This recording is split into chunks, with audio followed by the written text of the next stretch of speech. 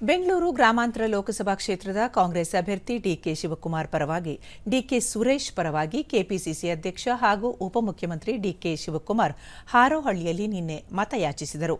ಈ ವೇಳೆ ಅವರು ಕಳೆದ ವಿಧಾನಸಭಾ ಚುನಾವಣಾ ಸಮಯದಲ್ಲಿ ರಾಜ್ಯದ ಜನರಿಗೆ ಕಾಂಗ್ರೆಸ್ ಪಕ್ಷ ನೀಡಿದ್ದ ಖಾತರಿ ಯೋಜನೆಗಳ ಭರವಸೆಯನ್ನು ಈಡೇರಿಸಿದ್ದೇವೆ. ಖಾತರಿ ಯೋಜನೆಗಳಿಂದ ಬಡ ಜನರಿಗೆ ಅನುಕೂಲವಾಗಿದೆ.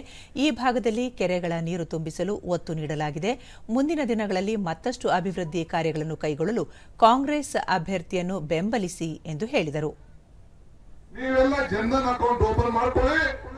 ನಿಮ್ಮ ಎಲ್ಲ ಅಕೌಂಟ್ಗೆ 15 ಲಕ್ಷ ರೂಪಾಯಿ ಹಾಕ್ತೀವಿ ಅಂತ ಹೇಳಿದ್ರು.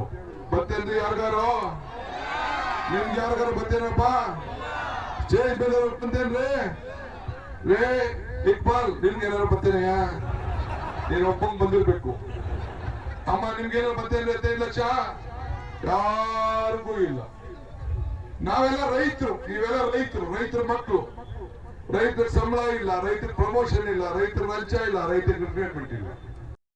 ರೈತರಿಗೆ ಎಲ್ಲ ಆದಾಯನ ಡಬಲ್ ಮಾಡ್ತೀನಿ ಅಂತಿರೋದು. ಯಾರಿಗಾರ ರೈತರಿಗೆ ಆದಾಯ ಡಬಲ್ ಆಯ್ತಾ? ಯಾರಿಗಾರ ಅನುಕೂಲ ಆಯ್ತಾ? ಬೆಂಬಲ ಬೆಲೆ ಸಿಕ್ತ? ಕೋವಿಡ್ ಅಲ್ಲಿ ಏನಾದ್ರು ಸಹಾಯ ಆಯ್ತಾ? ಇಲ್ಲ. ಓಲೆ ವರ್ಷಕ್ಕೆ 2 ಕೋಟಿ ಉದ್ಯೋಗ ಕೊಡ್ತೀವಿ ಅಂತ ಹೇಳಿದ್ರು. ಪ್ರತಿ ಊರಿನಲ್ಲೂ ಉದ್ಯೋಗ ಕೊಡ್ತೀವಿ ಅಂತ ಹೇಳಿದ್ರು.